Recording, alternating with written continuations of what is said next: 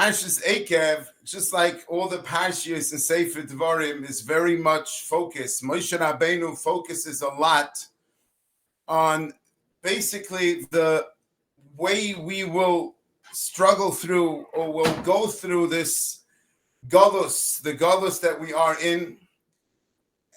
Moshe Rabbeinu, he saw Ad Doira Achroin, as the Gemara says, he saw everything that's going to take place.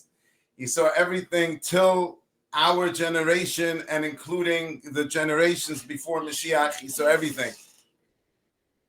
Do you hear me? Can people hear me? Yes, we hear you. Yes. Okay, I'm sorry. Very good. Loud and clear. Not as clear? Loud and clear. Very good. Oh, loud and clear. Shkoyach for the feedback. So Moshe Rabbeinu saw everything that we will struggle through and go through till Yemois HaMashiach, till the days of Mashiach. And in the Parsha that we are basically reading this week, which is Parashat Eikev, the Torah says in the first pasuk, V'hoya, and it will be. Eikev Tishmu'un. According to Rashi, the taich of Eikev means when you will see, if you will listen, or when you will listen. Eis HaMishpatim ha'ele, to the mishpatim, to the halachis, to the mishpat. These mishpat meaning to the Torah, ushmartem, and you will guard them. Vasisam oisam, and you will do the Torah. V'shomar Hashem aleikecha, and Hashem your Hashem will guard lecha for you as habris, the covenant, as a chesed, and the kindness ashanish balavisecha that he swore to your fathers. So Rashi, this is a very famous, powerful Rashi, which Rashi says that the reason why Moshe Rabbeinu is expressing himself in a very unusual way with the word Eikev. Eikev really is the bottom of a person. The bottom is the Eikev. So the reason, says Rashi, why Moshe Rabbeinu expresses himself. Breaking up, Rabbi.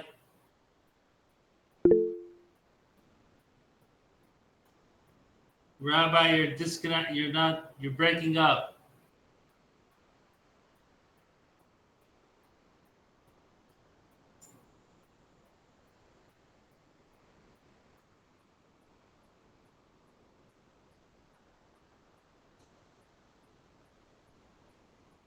There's no connection.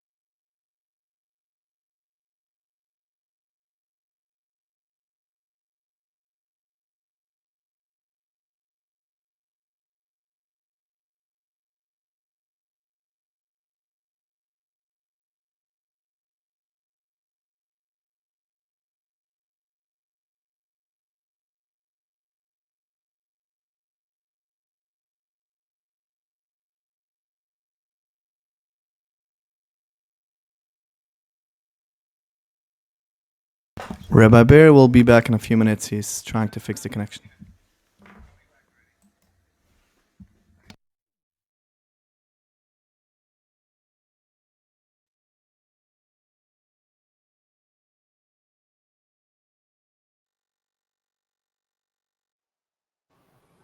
Rabbi, you're still muted. You have to unmute it.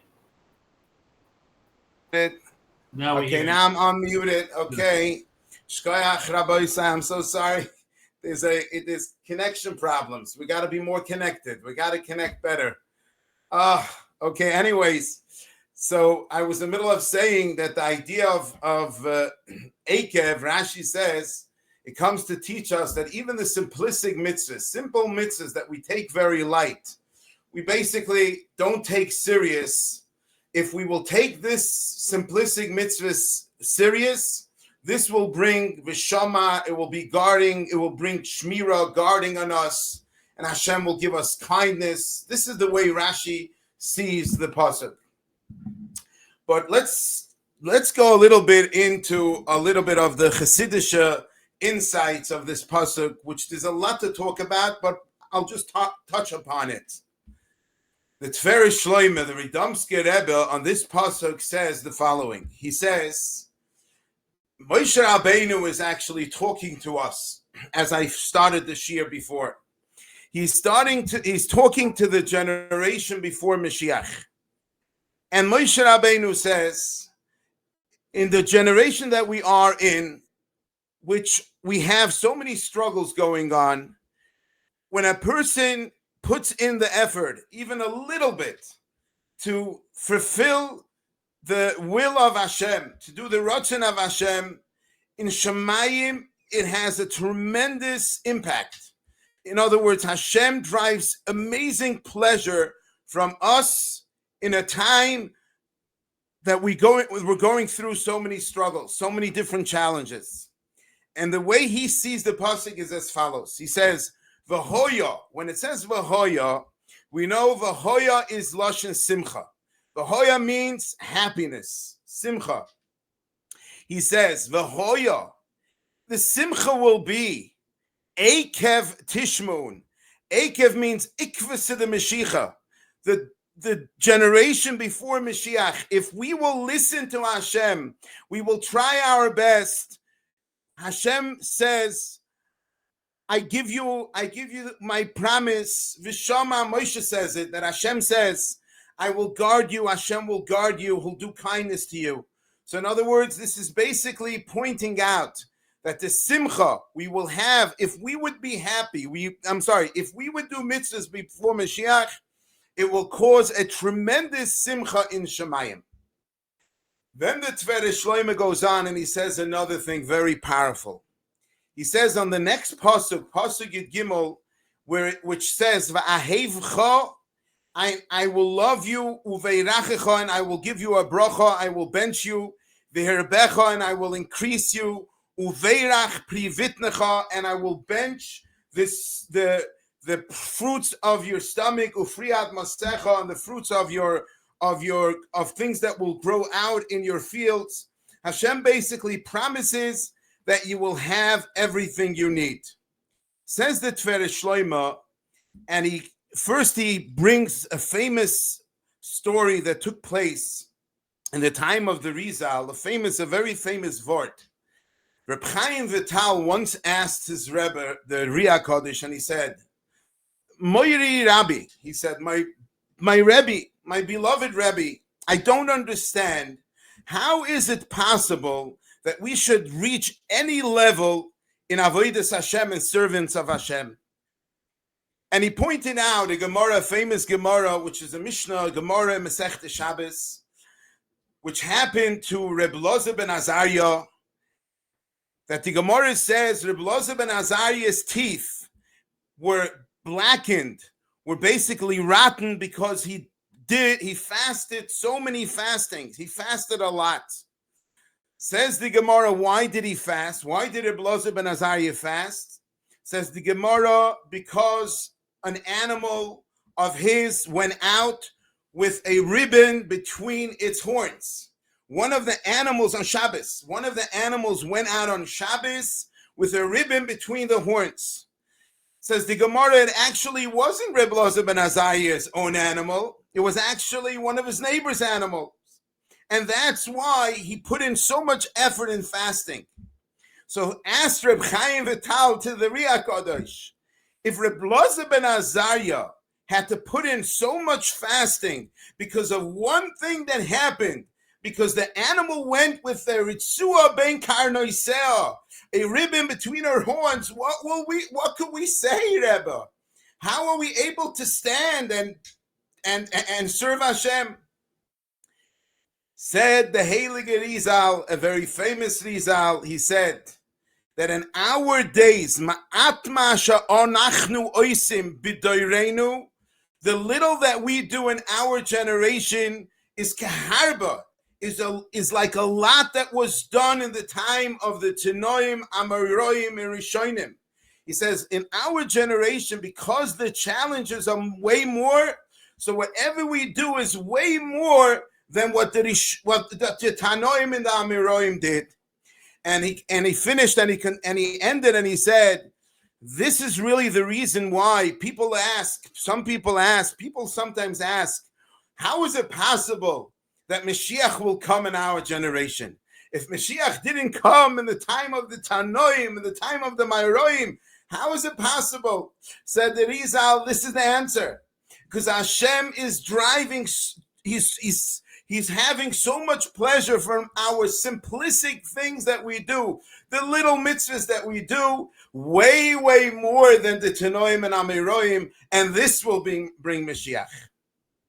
So says the Tveri Shloime, he says that this is what the Medrash says. The Medrash says on Uveirach privitnecha friya masecha, Hashem will bench the fruits of the stomach and of your stomach and the fruits of the fields. Says the Medrash the following words. I'm sorry, lo yeh b'cha, I missed lo yeh b'cha, it's actually afterwards. Next pasuk. The Medrash says, Baruch tia pasuk yadal, Baruch tia, you will be benched, mikol ha'amim, you will be benched from all the nations, you will be the most benched nation. Lo yeh b'cha okav ha'akara, there won't be a person or a lady that wouldn't be able to have children. Everyone will have children. So listen to this Medrash. The Medrash says, what is lo yeh l'cha okav ha'akara? Okav ha'akara means, shaloi tia tefiloscha, your davening will not be akara, childless, milahoilet peiris, from bringing fruits. Hashem promises that if a person puts in the effort in the time of Ikvis the Mashiach, says the Tveri Shloime, if you put in the effort to do even the small mitzvahs, like the HaKadosh told Reb Chaim Vital, even if you do the small mitzvahs, lo yeh v'cha okav ha'akara, your tefillos would be answered. When we put in our effort into the small mitzvahs, Hashem promises lo yeh b'cha okav ha'akara, which means your tefillah will bring fruits. Your tefillos would definitely bring fruits. So we see an amazing haftacha, a promise, according to the Tveri Shloime, that when we put in a little bit of effort into avodas Hashem and serving Hashem, our tefillos would be answered. Rabbi L'mailach, Rabbi Avru, Biderman, he quotes a story this week, a fantastic story, and actually he shows the calendar which the story goes with. Let me say the story. So he says like this. He says, 3/4 of a year ago, there was a 13-year-old bacha, young bacha, that his brother-in-law, his sister, and his sister didn't have children for many years. And he reads the Be'era Parsha all the time, and he's inspired. And he took upon himself for 40 days not to talk in Beis Medrash. 40 days, whenever he is in Beis Medrash, he will not talk. By davening, for sure not. But he took upon himself a serious Kabbalah that he will not talk in Beis Medrash whatsoever. And he said, Hashem, I beg you, please, in the schus of my Kabbalah for 40 days not talking in Beis Medrash, my sister should have a child. Now this boy, he took out a calendar, and knowing that, and it was Vav Kislev this year, this is the day that he took upon himself this Kabbalah. Vav Kislev. So he made a cheshbon, since it's a leap year, it's 2 others, that Vav of Shabbos Chazoin, which was 2 weeks ago, Vav Av would be the day which the 9 months will end. And in the calendar he wrote, on Vav Kislev he wrote, I was mekabel, kabalti al atzmi, shaloi ledaber bebesmedrish, no talking a besmedrish. And then Vav Av, he wrote, Vav Av, and this is the day that my sister would have a child. Now Reb Melech showed this luach, he showed this calendar, and he says, Shabbos Chazoin, 2 weeks ago, his sister gave birth to a child, to a baby boy. So he says, he's basically pointing out this point. He says, we so many times have Hashem showing us in our generation how Hashem is listening to our tefillos. We have this promise that the Medrash says, Lo yeh b'cha okav ha'akara. If you put in a little bit of our own effort, Hashem says your tefillos will definitely bring fruits. Continuing a little bit more in the Parsha, later in the Parsha, there's a very powerful pasuk, which the Baal Shem Tov teaches the Degel Machne Ephraim, who was the Baal Shem Tov's grandson. He was a brother of Reb Baruch of Mezhebish. He was a nephew of Adel, the daughter of the Baal Shem Tov. So the Degel Machne Ephraim quotes a pasuk, and he quotes the taich, the way his grandfather explains it. He says, when the Torah talks about Moshe Rabbeinu is basically explaining to Klal Yisrael that, Moshe Rabbeinu says, I went into Shemayim 40 days and 40 nights, and I put in so much effort that Hashem should give the second luchas as well, and everything, and Baruch Hashem was successful. And Moshe Rabbeinu throws in the following.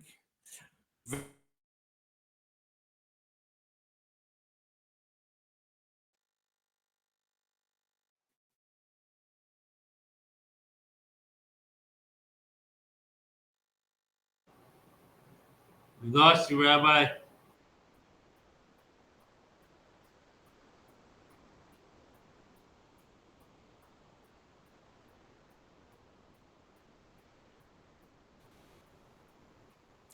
Oh, Baruch Hashem, I got back. Okay.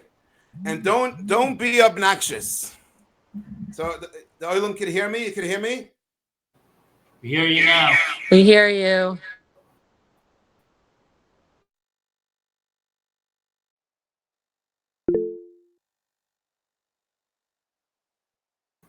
We lost you again.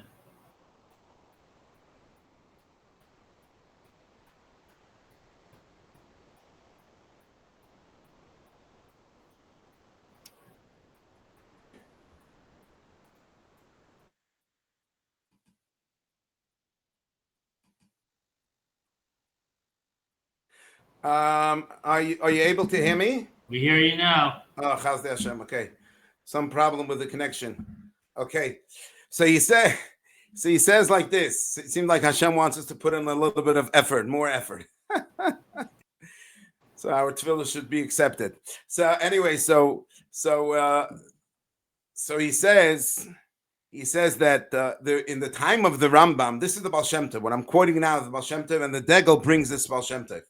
He says in the days of the Rambam, there was a city. He says the name of the city, which I'm not remembering, but he quotes a city that sent a letter to the Rambam, and the letter goes like this: Rabbeinu Moshe, how is it that the Chazal teach us that there'll be Tchias HaMeisim, and they prove it from Psukim? We could show you that these Psukim could be teached just the opposite. So tell us, what is the proof that there'll be Tchias HaMeisim? This is the letter that a community sent to the Rambam. The Rambam was very upset, says the Degel. The Degel quotes this, Degel Machne Ephraim, and he told his student named Shmuel Evan Tibon should answer this question. He was so upset about the question that he couldn't deal with it, and he told his student to write the answer.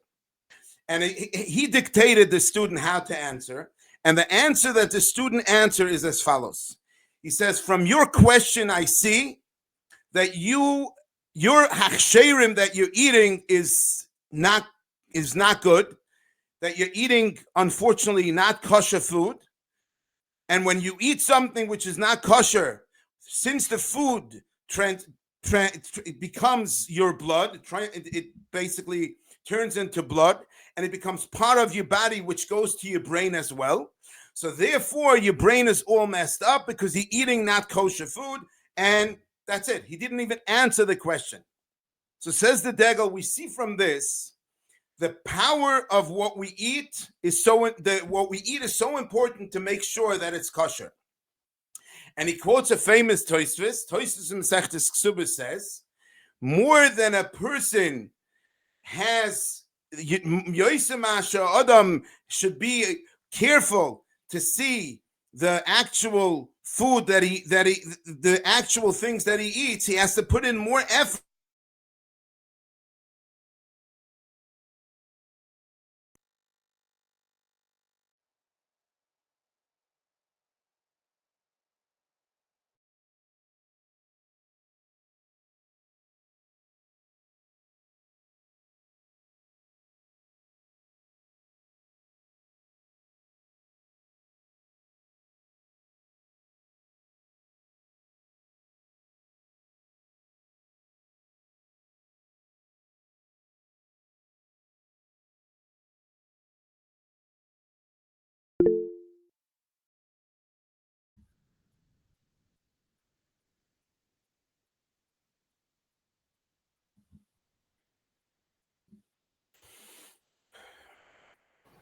Okay, back again. I don't know if you hear me now. Yeah. So he says, if a person takes away the covering of a person's heart, which is basically doing mitzvahs, eating things that have a good hechsha, you will not have any kashas. You won't have any questions why. The questions why, in other words, questions on Hashem, why certain things happen, is only if you have, not only, but one of the main reasons when a person has questions in Emunah is when a person doesn't eat kosher food. Now, this is a Maisa, which is a true story. Before the Second World War, there was a person who lived in the city of Ashpetzin. Ashpetzin, unfortunately, later on was known as Auschwitz. And this person was actually a very chashuv person in the city. He was a Baal Tefillah over there. He davened, I forgot his name, but it's a story that's written in one of these books that is an Emes Maaseh. He was a very chashuv yid. Unfortunately, during the World War, when he became one of the Judenrat, one of the Yiddish police people, and he started to eat treif. And from then on, he unfortunately went way down, and he wasn't nice to other Yidden. And he said, he actually spoke once, and he said, I have no doubt that everything happened once I started to eat not kosher. I started my whole brain, my whole thing, my whole ashkafa changed. So this is the degel. Person has to keep in mind to have the food that he eats, that he has to, basically through this, things will be taken off. He wouldn't have any kashas. Okay. Let's hope that things will stay this way and we won't get disconnected. So if we get disconnected, we'll end the shiur. But I want to share a nachazach because this week is the Parsha of Birchas Hamazon. The Torah says the Parsha of Chalta in benching, in the Torah. Chalta v'savata, very famous. We read it Monday and Thursday. We read it already. Chalta v'savata v'rachtas Hashem Elokecha, the mitzvah of Birchas Hamazon. So the Torah teaches us, when you eat, v'savata, you become satisfied, uverachta. Birchas Hamazon, as we all know, is the only bracha which is d'oraisa. All the brachas before we eat is the Rabbanan. The only d'oraisa diga mitzvah, the d'oraisa diga bracha is Birchas Hamazon. The Zohar HaKadosh says on Birchas Hamazon, V'kad mivorech, when a person makes a bracha, Birchas Hamazon bechedva, with excitement, If a person benches with excitement, there is no doubt that he will his food, and he will have a shefa of parnasa. If a person benches, says the Zoya bekavana ubechedva, he will definitely have parnasa. The Chida on this Zoya says, he says there's a pasuk in Mishlei, Birchas Hashem hi ta'ashir. The bracha of Hashem brings wealth. V'lo yosef atzev, and you will not add to be upset, to be atzev, atzvis, to be the opposite of happy. See, he teaches like this. He says like this: Birchas Hashem. If a person does the Birchas Hashem, which is benching, because the only bracha which is Hashem, meaning the only bracha that's the Raisa, is benching. Birchas Hashem, the bracha of Hashem, which is benching, hi ta'asha, will bring wealth. If v'lo yosef atzev, if you won't be doing it with atzes, if you do it with simcha, then you will have bracha with benching. The chinuch brings on this mitzvah, he brings mikubal ani miraboisai. I have a Kabbalah for my Rebbes. Shekol hazoy b'biches hamazon, very famous chinuch. Everyone who watches when he does birches hamazon, the way he should do it, mezoines mitzion loy b'kavod, he will have food b'kavod kol yomov. He will have food all his life.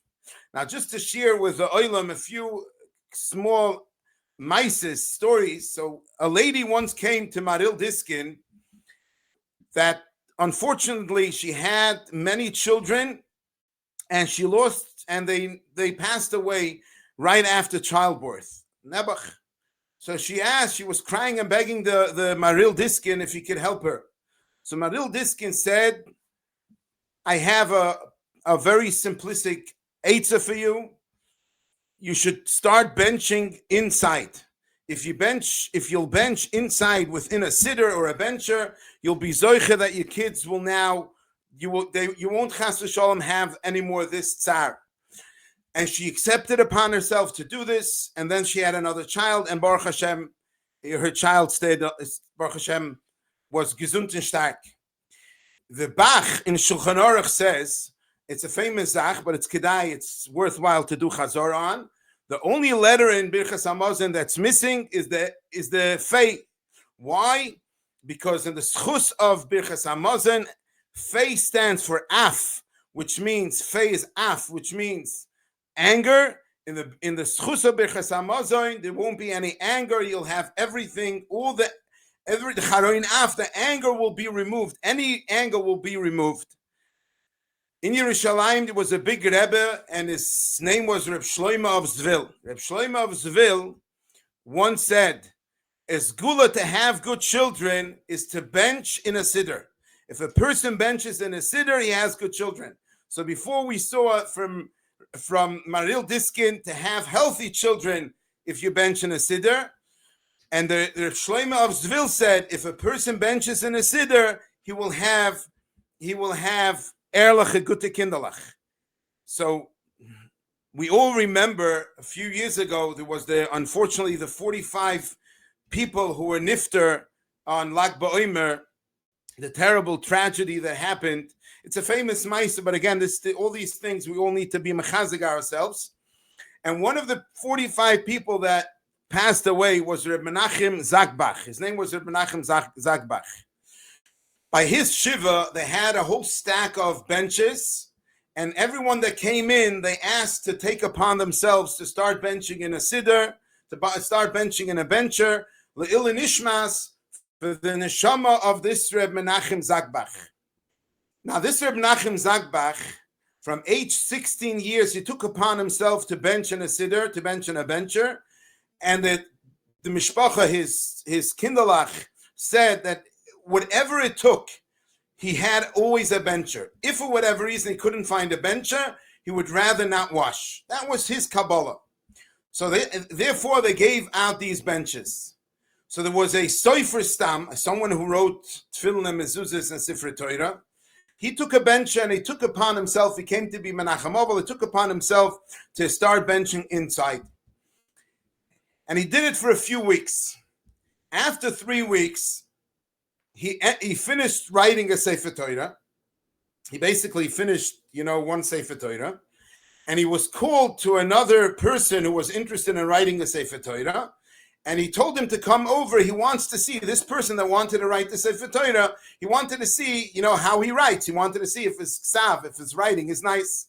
So he called over this Sefer to his house, and he asked him to bring a sample of his writing, and he came over and he showed him a sample. And this person, this Balabayas, who was interested in writing a Sefer Torah, was looking back and forth, and he told him, "I'm so sorry. I see that the tagim and the end corners are not so perfect. I'm not happy with Yiksav. I'm sorry, I'll have to reject it. I'm not going to accept you." He was very, very upset. He told him already a while, this person, that he's excited to meet him. He was very upset. He was very, he wasn't happy with this. So anyways, he comes and he had a place somewhere next to Mei Shorim that he had where he used to write his tefillin and mezuzahs. He came to this place and he was very hungry. He never ate over there. He usually ate at home. It was the first time he didn't. It was the middle of his day, but he was very hungry. So he went out and he bought he bought a roll to eat. He comes back. He looks for a bencher. He can't find a bencher. And he was battling back and forth. It was a challenge. Should he bench? Shouldn't he bench in a siddur? He took upon himself. He said, "I'm not going to give up." He started looking high and low till he reached on top of one of the bookshelves, and he grabbed something, and he saw that it was actually a Birchas Hamazon that was written in Safris. A Sofer wrote it. He knew this Sofer, and it was actually filled with dust. It was mamish filled with dust. He took over the dust, and he benched in this bencher that was written with klaf. And when he benched, he saw that this was so beautiful. It was beautiful, perfect writing. So after benching, a thought came into his mind. He said, "Let me use this," meaning I'll rewrite another sample, and I'll use this writing, which is so beautiful, as my, I'll be able to see the letters, so I should be able to do it in a nicer way. Anyway, so he did his sample. Right after he finishes his sample, the phone rings, and and a chaver of his says, "We decided now, I'm in this vat of doing something for these 45 Kedoshim. We decided to write 45 Sifrei Torahs, as we all know the story. And I would like you, I told that I know a chaver that's a beautiful Sefer. I would like you to show me a sample of yours so I could show it to the Olam." Anyways, he showed a sample, and it was a beautiful sample. And he was accepted. Listen to the end of the story. The end of the story goes, later on he found out that the Sefer Torah that he wrote was L'il Nishmas Disra Menachem Zakbach, from who he learned that to do the benching inside, this was actually the same yid. So this is basically one of the things that we see. It takes away af, it takes away bad things. We should be zoiche to all the gitta brachos. Alle gitta brachos. Any questions, any thoughts, anything to add? Anyone? Shkoyach. Good, thank you. You're already a long Shiur listener. Anything that you want to say? Beautiful. Be well, everyone. Hatzloch and Abe. Good night. Good Shabbos, good Tanach, good Shabbos. Have a good Shabbos, Rabbi. Yeah, good Shabbos. Be well. Bye-bye. I get in stroll. A good Shabbos. Good Shabbos. Sully, it was good seeing you. Anyways, Zaid gebenched.